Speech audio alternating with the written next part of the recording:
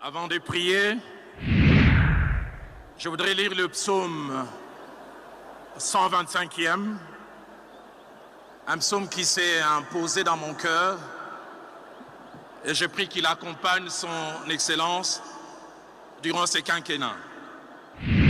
Ceux qui se confient en l'Éternel sont comme la montagne de Sion. Elle ne chancelle point. Elle est affermie pour toujours. Des montagnes entourent Jérusalem. Ainsi l'Éternel entoure son peuple dès maintenant et à jamais.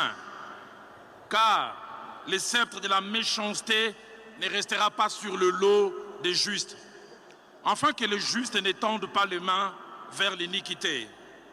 Éternel, répands tes bienfaits sur les bons et sur ceux dont le cœur est droit.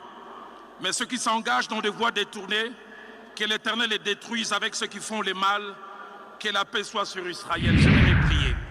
Seigneur notre Dieu, nous venons en ce jour devant toi et nous prions dans ces quatre directions. La première, te dire merci pour ces beaux, merveilleux, atypiques, spécial pays que tu nous as donné.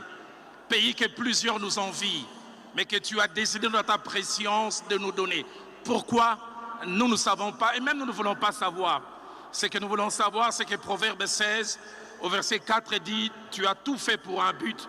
Et nous croyons que tu nous as donné ce pays pour un but, avec sa superficie, avec son sol, son sous-sol, avec sa flore, avec sa faune, avec le merveilleux peuple que nous sommes. La deuxième prière que je fais, c'est de te bénir pour la cérémonie d'aujourd'hui, qui est à la fois un aboutissement, mais aussi un début. Aboutissement d'un processus qui a été laborieux, mais processus au cours duquel tu nous as soutenus. Comment ne pas te dire merci? Mais aussi début d'une ère que nous croyons meilleure. Il y a 64 ans, nos pères ont chanté cet hymne national dont une portion est presque comme à la fois une prophétie, mais aussi un souhait venant du cœur. Ils ont dit, nous bâtirons un pays plus beau qu'avant. Papa, permets que ce quinquennat puisse faire passer cette parole d'un vœu pieux, d'un souhait en une réalité, et que le Congo devienne réellement plus beau qu'avant. Notre troisième prière, nous te recommandons celui que tu as choisi, les premiers d'entre nous. Donne-lui la bonne santé et la force, car dans la mesure où il sera en bonne santé qu'il pourra nous servir et servir cette nation. Nous te prions de les remplir d'intelligence, de sagesse, la sagesse que tu as donnée à Salomon. 1 Roi chapitre 3, versets 7 à 9, nous nous montre qu'il a demandé la sagesse, non pas pour lui, mais pour juger, pour avoir la perspicacité, pour avoir le jugement qu'il faut, afin d'élever les bonnes options. Seigneur, ton serviteur, au-delà de sa bonne volonté, a besoin de toi, que tu puisses l'aider.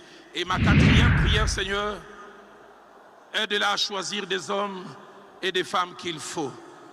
Des hommes et des femmes qui l'aideront, afin que la vie du peuple moyen, du citoyen moyen, devienne meilleure. Seigneur, s'il te plaît, des hommes et des femmes de qualité, des hommes et des femmes de valeur.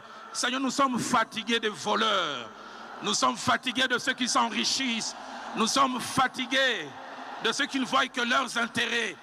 Donnons-nous des hommes et des femmes qui peuvent s'oublier et qui peuvent penser au bonheur du Congolais à Kasumbalesa, au bonheur du Congolais à Bolobo, au bonheur du plus démuni. Alors, nous te bénissons que tu exauces ces prières. Attendre 5 ans, mais en ce jour, ma foi est tellement grande que j'anticipe. Je dis gloire, grâce.